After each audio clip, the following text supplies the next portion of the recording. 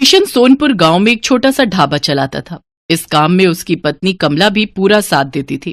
कमला और किशन दोनों मिलकर सुबह से शाम तक अपने ढाबे पर काम करते और जो पैसे बचते उनसे अगले दिन का सामान खरीदते और बाकी से घर का गुजारा करते। ऐसे ही दिन बीत रहे थे। गर्मियां आने वाली थी। गांव के पास जो और दूसरे बड़े ढाबे और होटल थे, उन सब ने अपने ढाबे और होटल में बढ़िया एयर कंडीशनर लगवा दिए थे ताकि गर्मियों में भी ग्राहकों की भीड़ लगी रहे। इस कारण अब किशन के ढाबे पर ग्राहकों ने आना बंद कर दिया। अब ज्यादातर ग्राहक दूसरे ढाबों में ही जाकर खाना खाने लगे। इस कारण किशन की आमदनी बिल्कुल ना के बराबर हो गई। कमला, अब तो ढाबे पर ग्राहकों की भीड़ लगनी बंद हो गई है। एक भी ग्राहक रोटी खाने के लिए नहीं आता। सबको इसी ढाबों में खाने की आदत हो गई है। और वैसे भी गर्मी के मौसम में कौन भला हमारे इस छोटे से पुराने ढाबे पर खाना खाएगा। सबको एसी की ठंडी हवा में खाना खाना अच्छा लगता है, पर हमारे पास तो इतने पैसे भी नहीं है कि हम बड़ा और महंगा एसी लगवा सकें।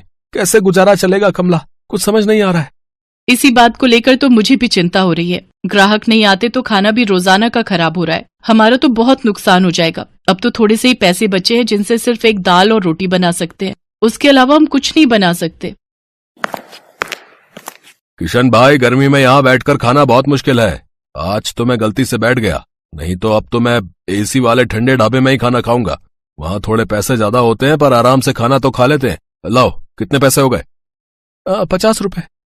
ये लो, और इस ढाबे का कुछ करो और साथ में एसी ढाबा करो इसे, नहीं तो कोई खाना खाने नहीं आएगा। दिन पर दिन किशन और कमला परेशान रहने लगे। अब तो इक्का दुक्का ही ग्राहक उनके ढाबे पर आता। इस कारण किशन ने सिर्फ एक दाल और रोटी बनानी शुरू कर दी, क्योंकि बाकी चीजें अगर वो बनाए तो ग्राहक नहीं आए तो खराब हो जाएंगी और फिर पैसे भी तो चाहिए। इसी कारण वो जैसे तैसे अपना ढाबा थोड़ा बहुत चला रहा था। कमला, आज बस 250 रुपए की कमाई हुई है। अब तो कोई रास्ता ही नजर नहीं आ रहा है। मुझे